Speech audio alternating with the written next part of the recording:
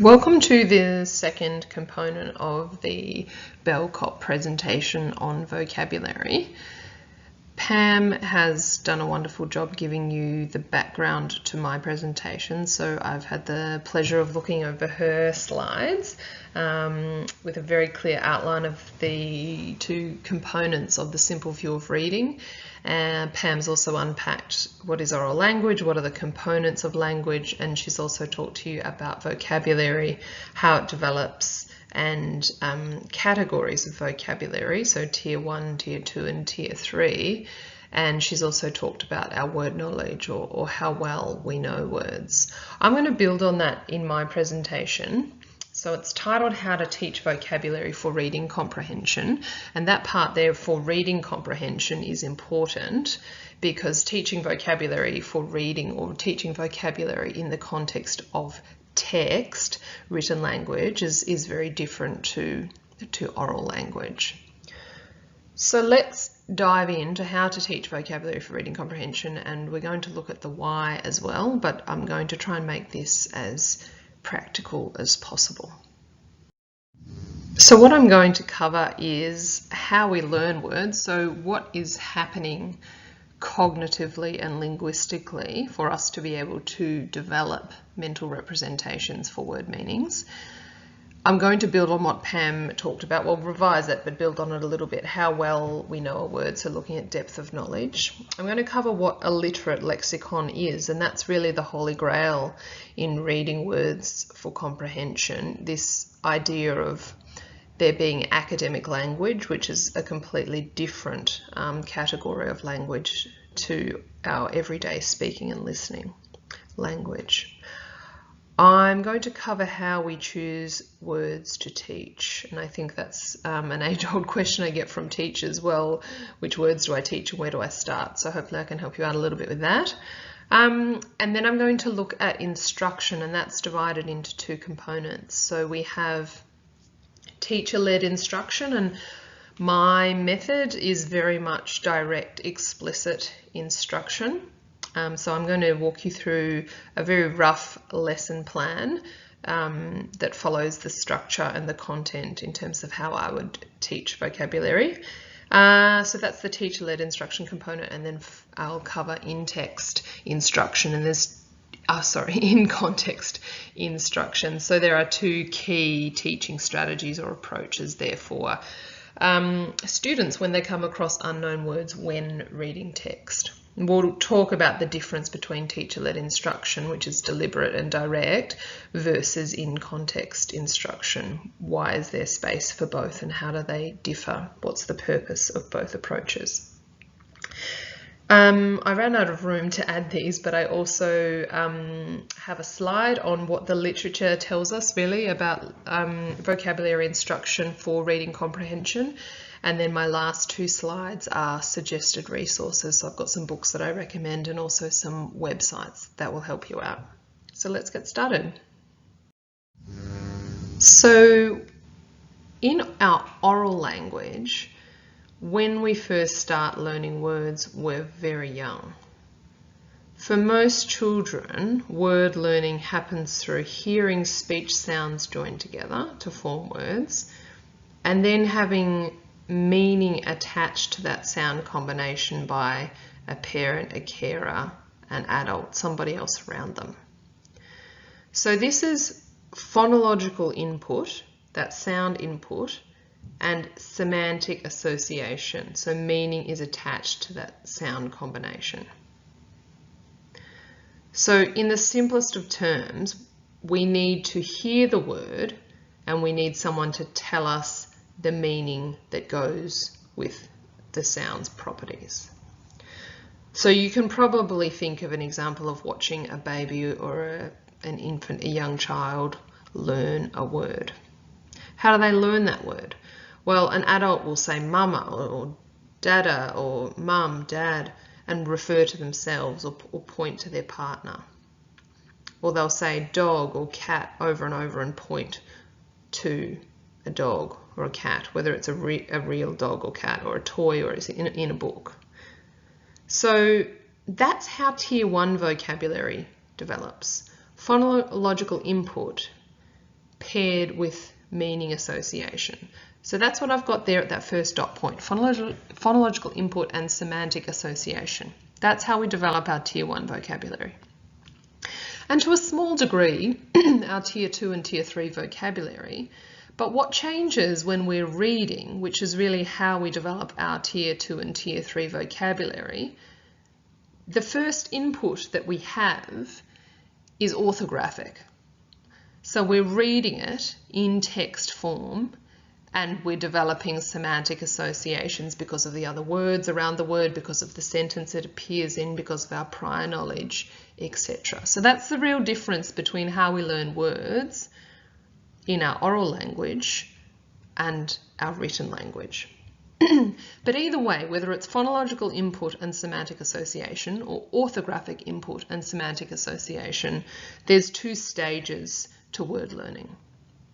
And that brings me to this second dot point here. It's fast and slow mapping. So let me talk first about fast mapping. If we're going to start laying down new lexical or new word representations, we need to hear a word, store the phonological form, and begin to map semantic features to that form. That can happen quite quickly. Think of a time somebody has said a word and you didn't know what it meant and they explained the meaning to you. It's quick, it's superficial, we're probably not going to be able to use that word well ourselves. That's fast mapping. Okay, so quick, superficial, and from a few exposures. So that's what happens when we hear a word or read a word for the first few times. What happens beyond that is called slow mapping. So slow mapping occurs over quite an extended period of time. So in the context of reading, students read the word and they refine the orthographic and semantic representations of the word as it occurs and reoccurs in various contexts.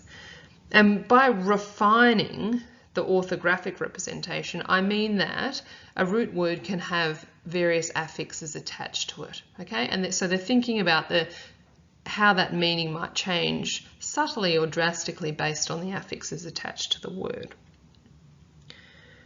So slow mapping, whether it's oral language or written language, leads to very, very deep word learning, and by extension, improved comprehension. The important point here is that it is slow and it occurs after many, many, many exposures in many contexts. So, for rich mental representations to develop, students need, on top of phonological input and semantic associations, they need multiple exposures to the orthographic representation, multiple exposure to the word in a variety of sentence types, so varying syntax, and multiple exposures to the word's diverse morphology. So they need to understand how the word can be modified and to what effect with various affixes. So that's really important. Another important thing to note here, and I know I'm doing a lot of talking for one slide, but many words that occur frequently in text occur really infrequently in everyday spoken language. So the majority of the new words that students are learning once they're reading to learn, their first input is orthographic. So students are really unlikely to learn academic language through spoken language.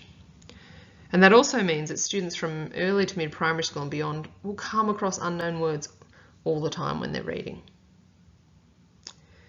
So I'm building my case here for vocabulary instruction. When there are a lot of words that they don't know, this can be pretty disruptive to reading comprehension. If you're stopping all the time and wondering what a word means, or wondering especially what words mean joined together, of course that's quite disruptive to reading comprehension. So, of course it's impossible to teach students all words. And if we're reading and becoming more advanced in our reading, we're being exposed to more and more new words all the time.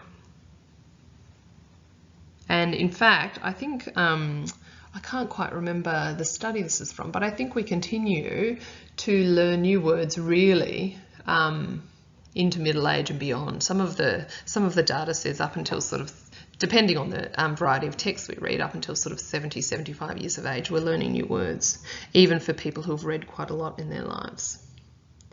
So, if we explicitly teach academic language, we are able to reduce to a degree the number of unknown words that students will come across over time.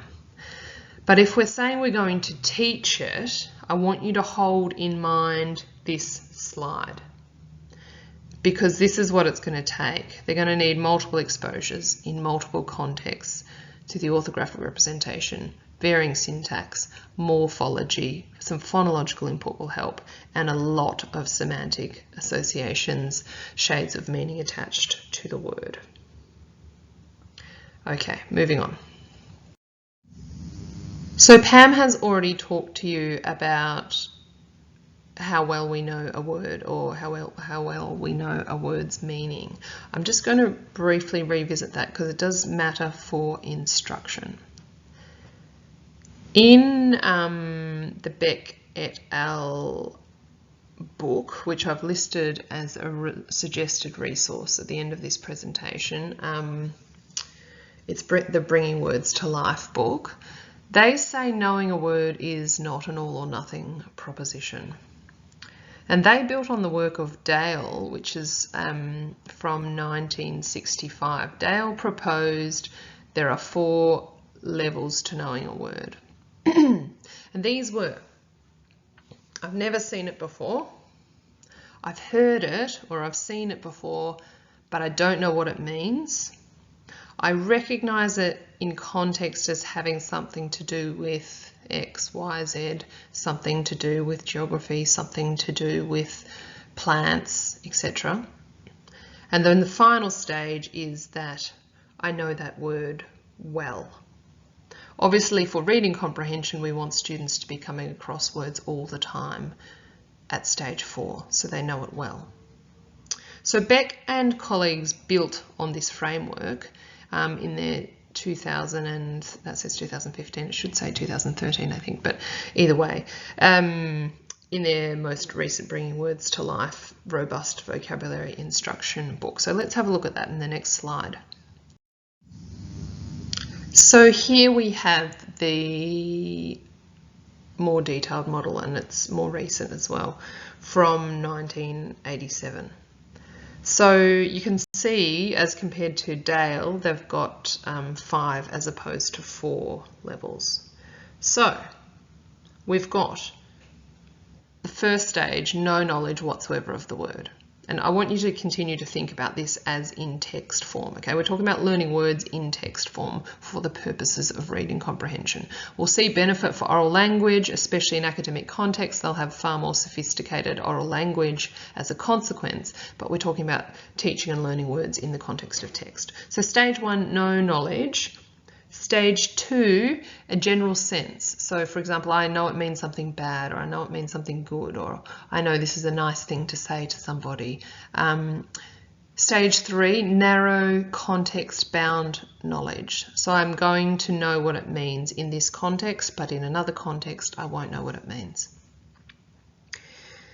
Stage 4 is they have knowledge of the word, but they're unable to recall it readily enough to use it, or to write it, or to know it in an appropriate situation.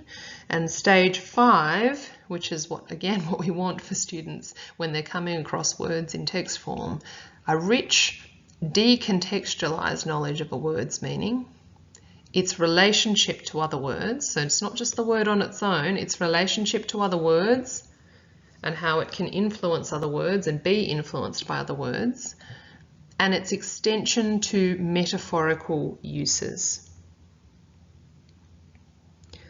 So this is when students can start to play with words, and play with words in relation to other words, and use words in a range of sentences. We know they're at level 5, so they've developed this very, very deep and rich knowledge of words.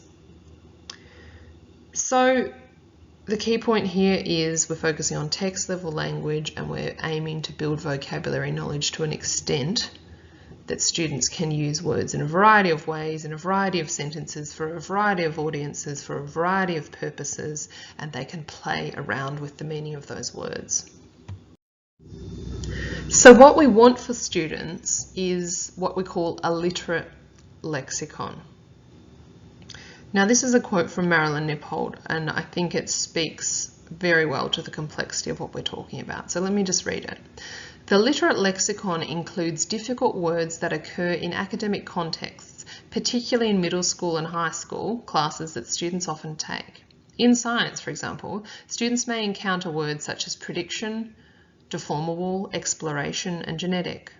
In mathematics, literate words may include algebraic, Pythagorean, transformation, and geometric. And in literature, students may encounter affectation, luminous, meticulous, and contiguous. Of note, all of these words are morphologically complex in that they each contain a root and one or more affixes, so prefixes and suffixes, and that all of the words express abstract meanings and have a low frequency of occurrence in the language. So we're talking really about a literate lexicon being very well developed tier 2 and 3 vocabulary. So we want students to have the capacity to define words and create associations, create combinations, and create relations between words. And having that skill is really critical in academic reading and writing contexts. So we do know that good vocabulary knowledge is associated with good reading comprehension in the literature, and we'll talk about the literature later in this presentation. Obviously, knowing many words in oral language is very helpful for reading comprehension, but what's more helpful is knowing many, many words in the context of text. So as much as possible, we have to base our vocabulary work in text. My personal view is that it's best for us to really develop decoding or word recognition and oral language in the first 2 years of school, and then we need to get stuck into text level approaches, as I'm about to talk about. So, how do we choose words? I want to be clear that it's impossible to teach all words. And we don't want to be teaching students all words because we want them to have those skills of being able to figure things out in the context of sentences at word level, at sentence level, at paragraph level, etc.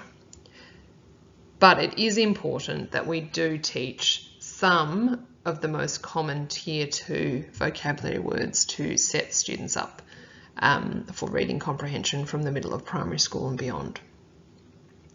So again, bringing words to life, the book that I've been referring to that's listed in your suggested readings at the end, Beck and colleagues are really clear that tier 2 words, like I've just said, are the most important and valuable to teach. And of course, domain-specific words matter too, so tier 3 words. So if you're teaching year 9 chemistry or year 9 biology or year 9 history or year 9 geography, if you're teaching Shakespeare, really specialist words relating to specialist topics, of course it matters to teach that vocabulary.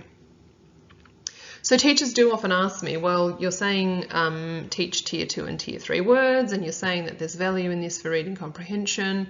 Where do I start? There's so many words.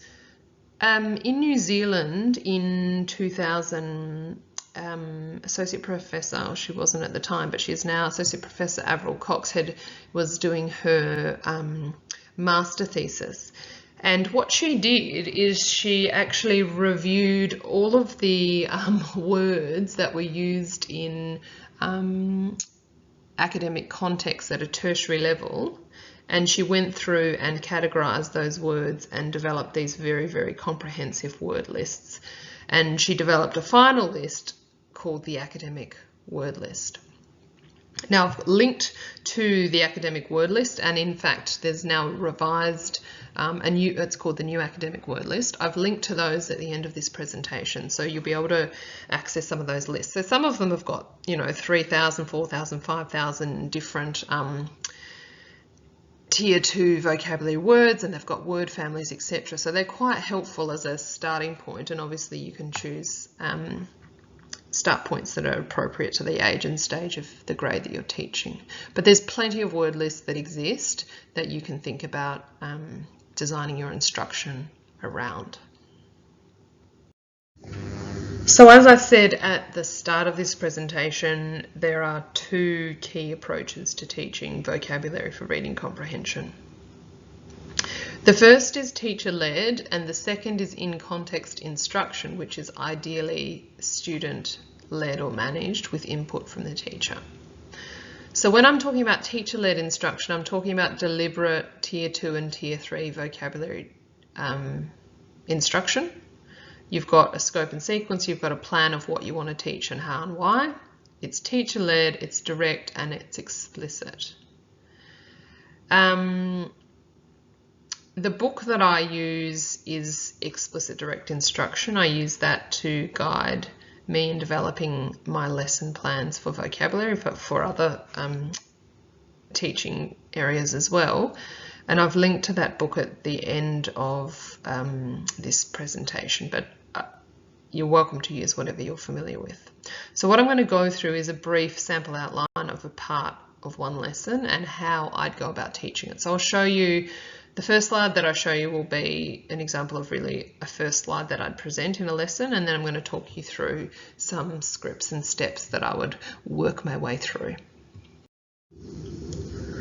Okay, so this is an example of what the first slide might look like when introducing a new word to teach. So I've chosen a rare word, hopefully it's rare for you, to make this a bit more interesting for you. What I usually suggest is developing a base slide or 2 or 3. You develop the list of tier 2 words or tier 3, but mostly tier 2 words that you want to teach. And then from day to day or week to week, you can just insert the target words, the new target words and appropriate examples for each slide. So you're aiming to really reduce your planning and your prep time, and also it's helpful for students just to have that predictable slide and lesson structure. So let me go through some of the things that I would say and do in this lesson. So I would start by saying today we're going to learn a new word. So the new word is absquatulate. Absquatulate means to leave suddenly or abruptly. So you can see I've written the definition there. The word is absquatulate, and the definition is to leave suddenly or abruptly.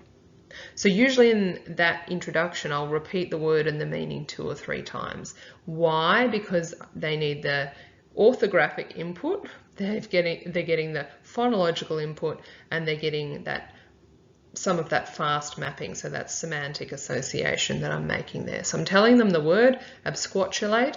I need to give that to them a few times. I need to be drawing their attention to the orthography, and I'm starting to map some of those semantic associations to the orthographic and the phonological input. I'd then probably activate prior learning and link to a real life example or something that's happened recently or something they've been working on. Then I'll ask the students, and this is very much from Explicit Direct Instruction, that kind of pedagogy from the Hollingsworth and Ibarra book. I'll ask the students to tell me what the word means, what the word is, sorry. So I'll say, can everybody tell me? And I expect that all at once they will tell me what the word is. The word is, and they will say, absquatulate to me. Okay, then I'll get them to turn, depending on their age and whether it's age appropriate or not, get students to turn to their partner and tell their partner what the word is. I might then get the students to write the word down a couple of times. Then I'll say the word again, and the expectation is that they will say the meaning together, all aloud. So the word is absquatulate. The student's choral response to me is to leave suddenly or abruptly. Then I'll say the meaning, and they'll say the word all aloud. So I'll say to leave suddenly or abruptly is, and they'll say absquatulate back to me. All right. Then I'll pick probably 2 or 3 students. So random selection, and I'll ask them to tell me the meaning of the word. So I'll say, student A, the word is absquatulate. What does absquatulate mean? Student C, the word is absquatulate. What does absquatulate mean? And student F, the word is absquatulate. What does absquatulate mean? And the expectation is they'll say it back to me. Now they've had many repetitions by now. They should be able to do it. It'll only be students who probably have real difficulty with these tasks that will need extra assistance, and that is telling me that I need to go and spend some more time with that student individually, perhaps when students are moving more into their own independent practice. Then, so we've done absquatulate, we've done definition, then I start moving into synonyms and antonyms. So I'd say let's talk about some synonyms. Remember, a synonym is a different word with the same meaning. And then I'd go through some synonyms for absquatulate are, so remember, different words, same meaning: abscond, bolt, depart, disappear, flee, scram, run off. Let's talk about some antonyms. So remember, an antonym is a different word with the opposite meaning. So antonyms for absquatulate are to stay, to arrive, and to stand still. Okay, so I've set the context by now. I've given them the word many times, so they've read it, so they've got orthographic input, they've heard it, phonological input, semantic mapping, and I'm trying to build on that by telling them some other words that mean the same thing and to tell them also what it's not. So talking about antonyms. As quickly as possible, I want to move into sentence examples. So I've got 3 sentences written here. And I usually suggest giving 3 to 5 really clear examples of the word used, written text, so written language, and the word used in some clear examples. And you can see in the top right corner, I've got a picture. You can use a picture to kind of exaggerate or enhance the meaning if you like. So here are my 3 examples. During the important meeting, the woman apologized about her need to absquatulate. I was at the park hoping my toddler would not absquatulate like last time. When caught digging in the garden, my dog seems to absquatulate. That's actually a very true story. So, and then to make that harder, or to get them actually really thinking about word use, because they should be starting to get a good sense of this word by now. We're not talking about deep knowledge, but they're getting a clearer sense of the word. What I often will do then is to present some examples and non-examples. So identify the sentences where it's used correctly and identify the sentences where it's used incorrectly. And then I expect them to be able to justify in full sentences why something works or why something doesn't work. Some other activities to continue to build on their knowledge. You can get them to write 3 or 4 different sentences using the word, give them feedback, get them to share with their peer, get them to share with the group. Then you'll notice toward the bottom of this slide, I've got 3 more examples, but they're in italics. What I've done there is I've played around with morphology. So that's another way to extend them. Remember, rich knowledge of words in text form requires them to understand morphology and what adding various affixes does to the word.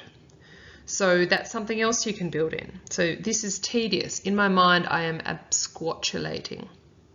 The shopkeeper absquatulated with the day's earnings, and as an introvert, absquatulation is my favorite pastime. So you're exposing them to the change in meaning, whether it's subtle, whether it's more obvious, through playing around with morphology, and it's important that they get exposure to that. I suggest not doing that in the first instance, but it's something to build on, build to in the lesson. You want students to be doing a lot of reading and a lot of writing. So you might then, once you've demonstrated those sentences and you've talked through what's going on, by adding those morphemes or changing the beginnings and ends of words, you might get students to write some sentences using various affixes with the root words, and then they can be discussed as a whole class, or they can discuss them with their peers, and they can compare and contrast their examples. Another activity, you could ask students to write about a time, so they might write a paragraph or two, so write about a time they felt the need to absquatulate and why. So that's requiring them really to demonstrate a deeper knowledge of the word, so it's an application. And then even more of a step up is getting them to relate, getting them to be able to play with the word. So are they able to use the word to evoke emotion? Can they use the word to induce laughter? Can they use the word to set a scene or a mood? These are all ways, if students are able to then use words as parts of linguistic devices, they're telling us that they've developed a deeper knowledge of the word meaning.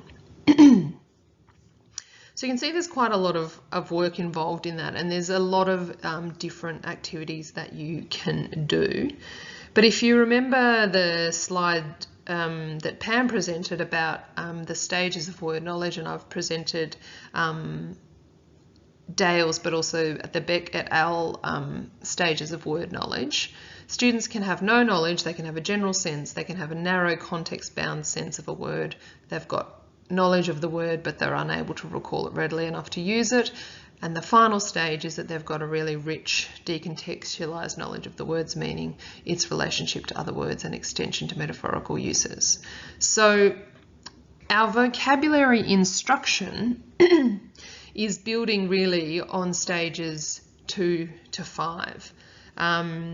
If you're wanting to look at that slide while I'm talking about this, I think it's back on maybe slide 3 or 4 or 5. It won't let me go back to that while I'm recording this right now, as you can probably hear through that alarm. So your vocabulary instruction is building from no knowledge to some knowledge, a degree of knowledge. Ideally, we want students to develop the final stage for a lot of words, but essentially start basic and move to more complex. Stage 5 really develops over time after reading and writing, so seeing and writing the word in many contexts, for many purposes and audience, and attaching and detaching various morphemes from the root. So stage 5 arguably can't be taught, but through vocabulary instruction we're setting them up as best we can for this to develop over time. We're giving them the foundation. So as the minimum, when they're coming across words in text that we've explicitly taught, we'd like them to be at, say, level 3. So they've at least got a narrow context-bound knowledge. They know something about the word. Okay, so hopefully that gives you a sense of what direct instruction can look like. Let's move now away from direct teacher-led instruction, and we'll talk about in-context instruction. Okay, so let's talk about in-context instruction. In-context instruction matters, and depending on the literature that you read, some say it actually matters more than direct instruction. Some of the literature tells us that direct instruction of vocabulary only improves reading comprehension for those words learned, whereas teaching students to problem solve in the context of reading actually develops more comprehensive skills. So we're aiming to teach students to monitor and self-manage their comprehension. That's essential. But we need to explicitly teach them how to do this, not just expect them to be able to figure it out. So there are two main approaches for teaching students to manage in context learning of unknown words.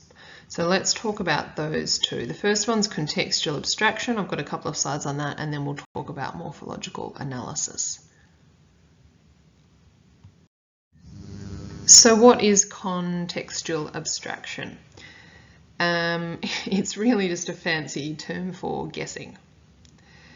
Now, this is where the simple view of reading gets a bit interesting, because guessing is absolutely not okay when we're teaching decoding or word recognition as per the simple view of reading, but it is strongly encouraged in the linguistic comprehension aspect of the simple view of reading, and this is a really important distinction. So with contextual abstraction, trying to abstract meaning from context, we need to teach students how to make informed guesses as to the meanings of unknown words when possible. But sometimes this is easier said than done. So I'm going to talk you through some contexts within which words appear. So reading from the slide here, how easy or hard unknown words are to guess the meaning for depends on the context within which they occur. The 4 contexts unknown words occur in are listed here from easiest to hardest. So here they are. The first context is directive. So what that means is the context of the word is likely to lead to the student identifying the correct meaning. So that's simple, right? They've not seen the word before, it's the first time they've encountered it, but the way the sentence is written, it's quite easy for them to guess with accuracy what that word means. It's called a directive context. The next context is what we call a general context. So the context of the unknown word provides enough information for the student to place the word in a general category. So they don't necessarily know what the word means, but they can roughly figure out the type of word that it is. Starting to get a bit harder now. We've got non-directive.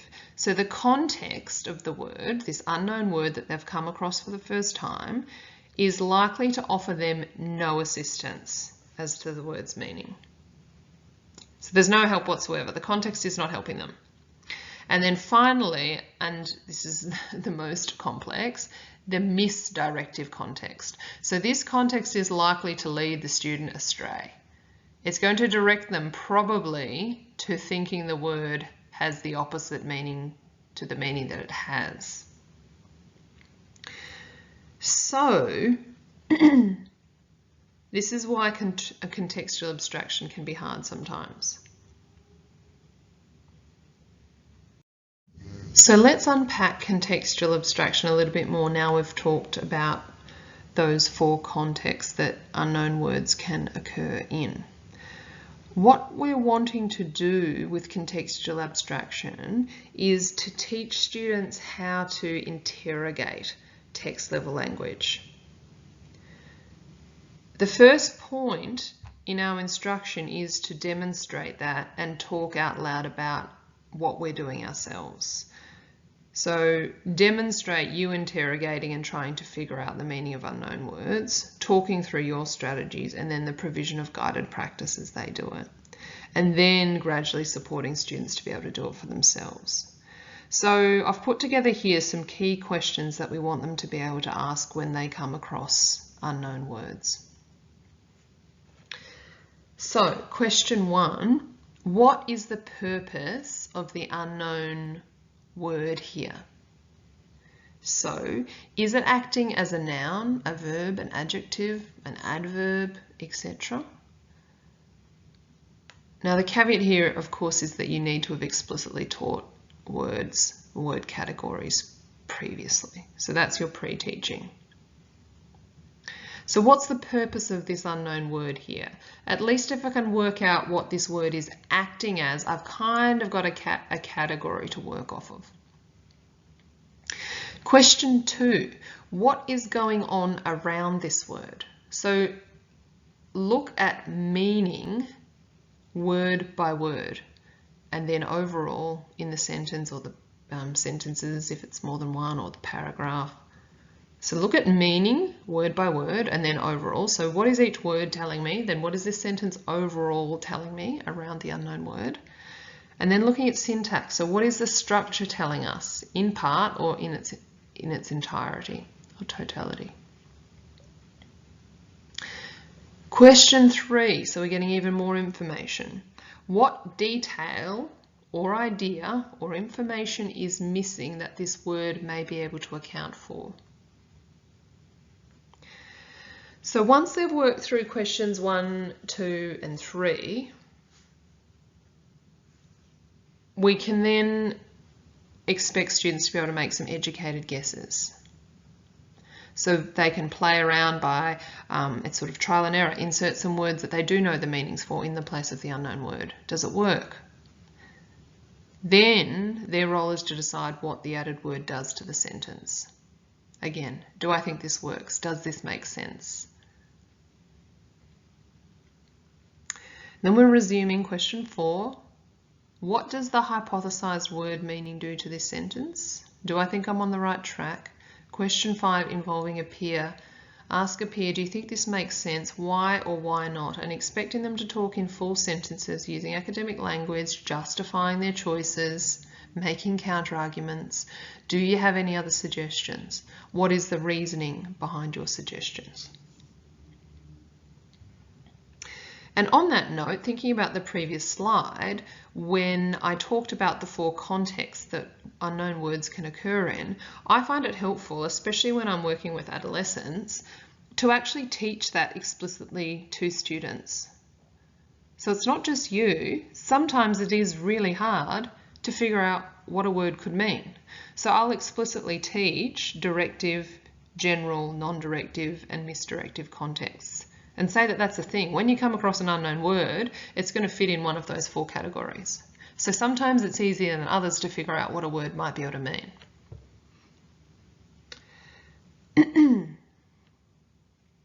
Okay. So on that note, so we've talked about the 4 contexts, and 2 of them are quite difficult. So non-directive and misdirective are quite difficult.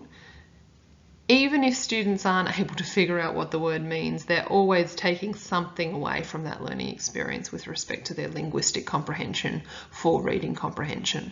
If we're encouraging them to analyse the written text in such a structured and such a thorough way.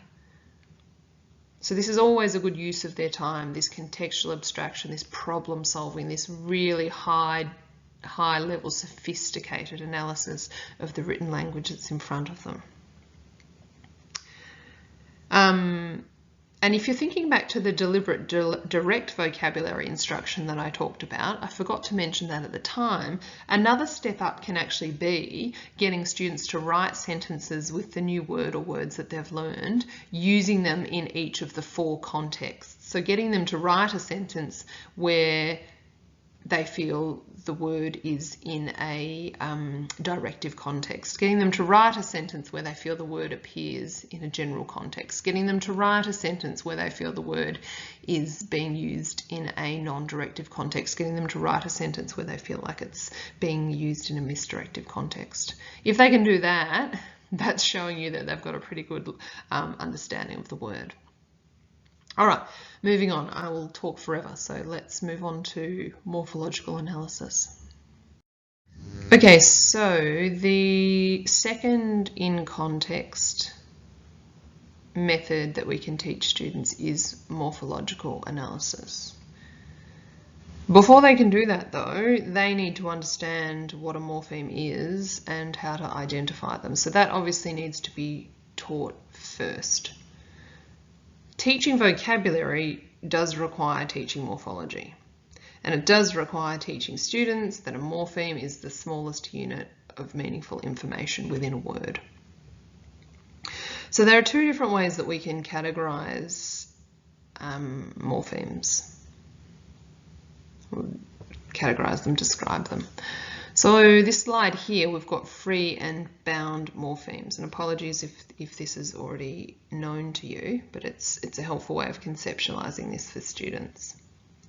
So free and bound morphemes. In the word cats, there are 2 meaningful elements. The cat part tells us that we're talking about an animal that can be a pet, that has whiskers, that purrs, etc. And this part tells us that there's more than one cat. So that's a plural S marker. I don't think you'll disagree with me on that.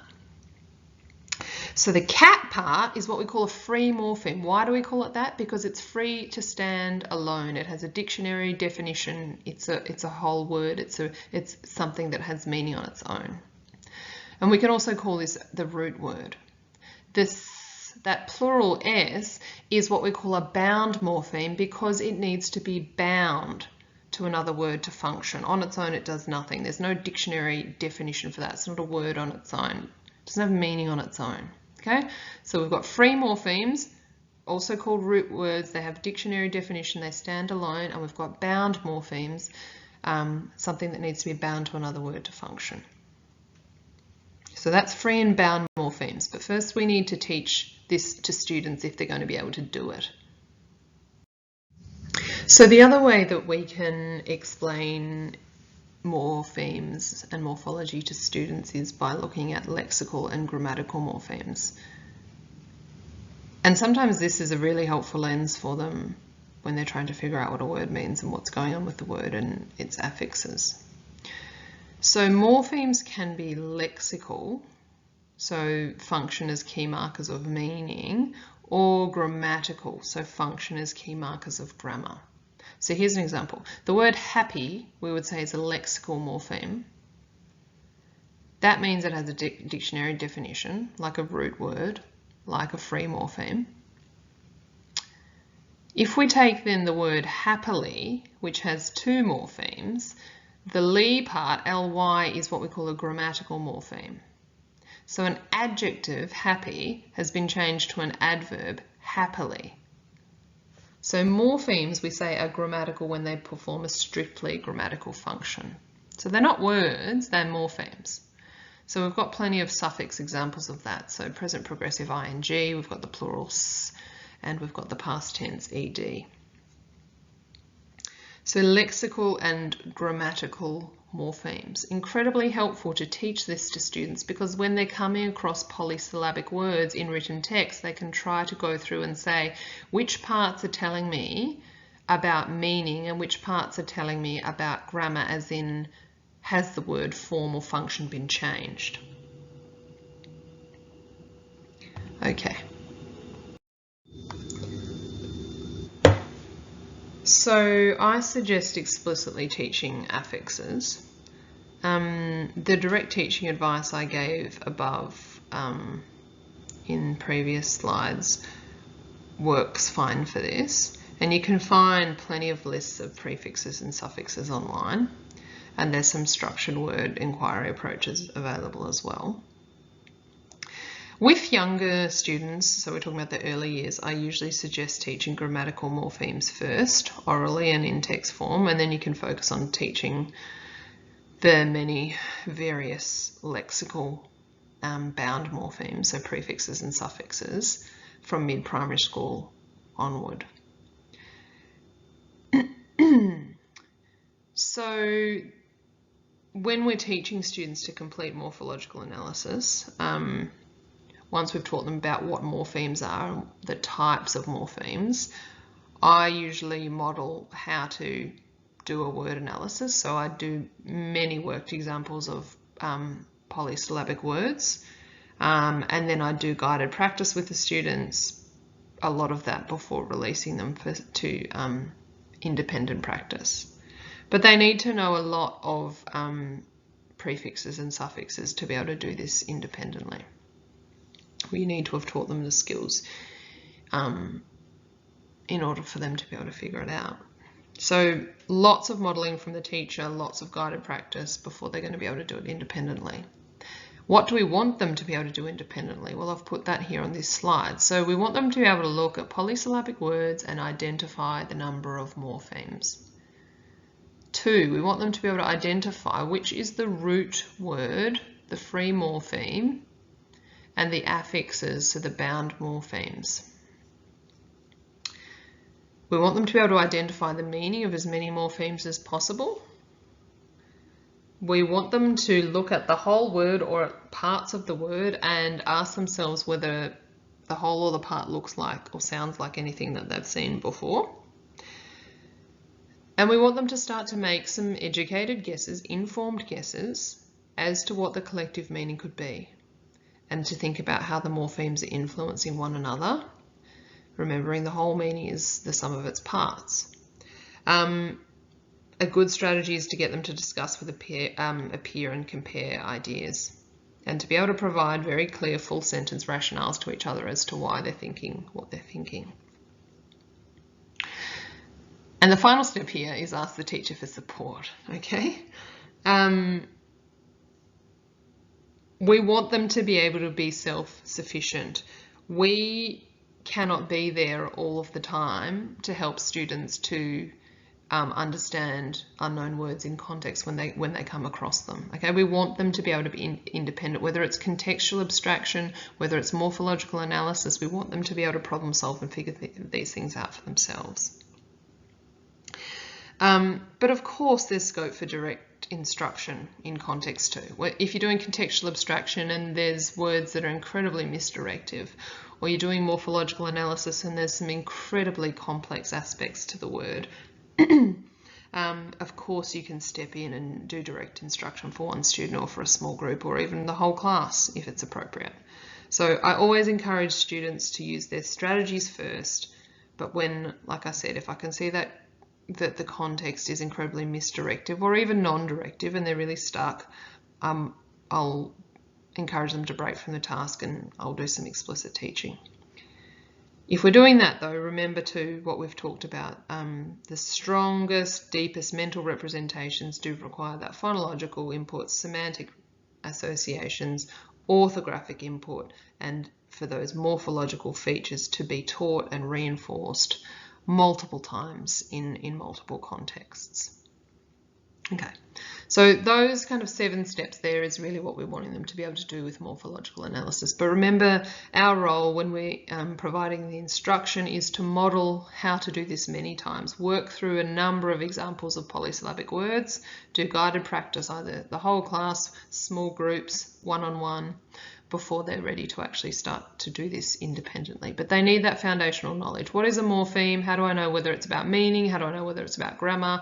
How do I pull apart words and identify these individual parts of words?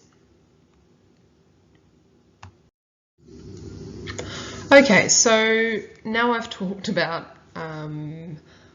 everything. Now I'm going to talk about what the literature tells us, and maybe I should have put this slide at the start, but either way, actually, it's probably a nice summary to have it here at the end. So the literature tells us that vocabulary knowledge is a predictor of reading comprehension in children and adolescents. It doesn't mean that if we teach students lots of new words that they're going to have great reading comprehension, but the more words we know, especially the more words we know in the context of written language, the better our reading comprehension is going to be. So that's a well-known, well-measured relationship there between vocabulary and reading comprehension. Once students are reading, vocabulary development depends on exposure to print, not oral language. And that's why I've been banging on about it throughout this presentation, that our instruction needs to be with text level language. Oral language instruction beyond the first couple of years of school is going to give you no benefit for reading comprehension. So students learn about language and learn about words through print, and therefore any instruction that we're doing needs to be through print. Plenty of literature to tell us that. So vocabulary is going to grow and develop through reading. Got to be lots of reading and lots of writing happening. Okay, third dot point. Explicit teaching of words alone is insufficient, right? And I think I mentioned that earlier, that there's some literature, some studies have demonstrated to us that explicit teaching of words improves reading comprehension only for those words, so we don't see generalized improvements in reading instruction. So those in-text, in-context experiences are vital. So contextual abstraction, morphological analysis, teaching students to be able to self-monitor, inference, etc. So that leads into the next point. Explicit vocabulary instruction research findings are mixed. That is, some studies only show improved reading comprehension for words learned. Less skilled readers, so these are, here we're talking about students with particular deficits in the linguistic comprehension aspect of the simple view of reading. Less skilled readers benefit more from explicit vocabulary instruction than skilled readers. So we can think about, if we're going to do quite an extensive explicit vocabulary instruction program, we can think about it as perhaps a Tier 2 intervention or Tier 3 for students who continue to struggle longer term. Not to say it doesn't have benefit for the whole grade, but you're going to get most benefit for those who, of course, it makes sense, are more behind in language. So interactive instruction, which is what I'm talking about with contextual abstraction and morphological analysis, interactive instruction is better than definition or dictionary-based work. So do not get your students to look up unknown words in the dictionary and then move on. Word learning has to go so much deeper, and we need to be able to teach them, whether it's contextual abstraction or whether it's morphological analysis, to really interrogate the word on its own. Look at all of the parts of the word, look at the context within which it's occurring, look at everything else that's going on in the sentence or the sentences or the paragraph, and to dig deeper and to join the dots and to ask questions and to provide reasoning and to compare responses with peers, to ask good questions. So it's got to be that interactive and that deep in context questioning and figuring out to be of real benefit. So you're welcome to get in touch if I have linked them here in the slides, so that it should load for you. These are two papers looking at, one of them's a systematic review looking at vocabulary instruction and reading comprehension, and the other paper is also about vocabulary instruction and reading comprehension benefits. They're really interesting reads, both of those. So if the links don't work, you're welcome to email me and I'm happy to send you those papers. Okay, so winding up, you'll be probably sick of my voice by now. Thank goodness you didn't also have to look at my face. So suggested resources. So these are the books that I've referred to throughout this presentation. Bringing Words to Life, Robust Vocabulary Instruction. The most current edition is that 2013 book. I came to this book in the previous edition, and it really changed my life in terms of how I went about one-to-one and small group intervention, but also how I worked with teachers in the classroom. It's everything you need to know about word learning and how to teach vocabulary, and they've got some really nice examples of fun activities and different things that you can do with younger children as well. But everything you need to do, you can buy it for about $30, $30 or $40 from any online bookstore. The second book, Explicit Direct Instruction, The Power of the Well-Crafted, Well-Taught Lesson.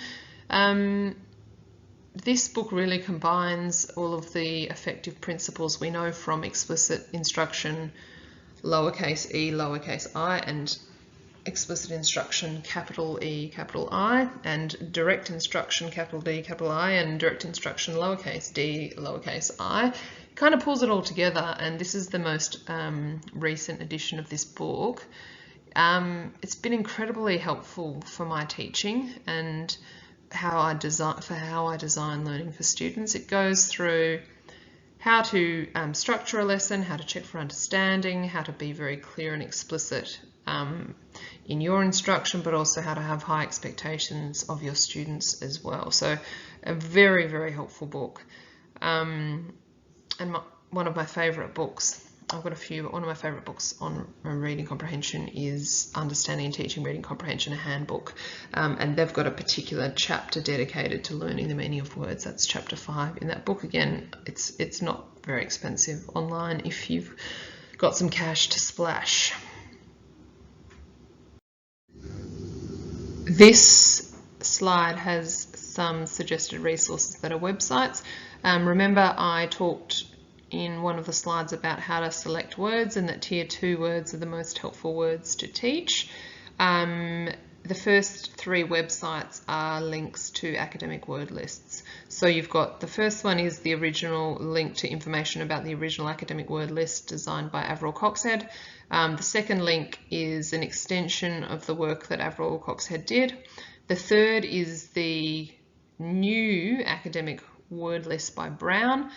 And the fourth link is by the Centre for Effective Reading in New South Wales. There's heaps of short, sharp handouts and quite a lot of information there on that website as to how to incorporate the vocabulary instruction into your teaching and learning. So that brings me to the end of the presentation. I hope it's been okay in this digitally recorded form. I would have far preferred to present it in person. I really enjoy having an audience. You're welcome to get in touch with me if you have any questions or there were things that just didn't make sense to you. I'm on Twitter, so at Emina McLean. I've listed my email address here as well, and I've recently joined the world of blogging, and I'm going to write this presentation up. Well, I have written it already. I've written an extension of this presentation in a blog post format. So after Pam and I post out the links to our presentations, I'll also publish my blog, which is really, yes, there's a lot more detail than I included in this presentation, and it might help you out a bit more than this presentation in that all the things that I've said that you've had to listen to just in terms of my oral language, that's written down in ways that are probably clearer and can make more sense to you. If you've been frantically taking notes, you'll find most of that stuff is written in the blog post. So watch out for that. I've written a couple of other blog posts if you're interested. One is on what linguistic comprehension is in the simple view of reading, and one is on teaching oral language for reading comprehension. So thank you for taking the time to listen to this presentation, and look forward to being in touch. All the best out there. Thank you.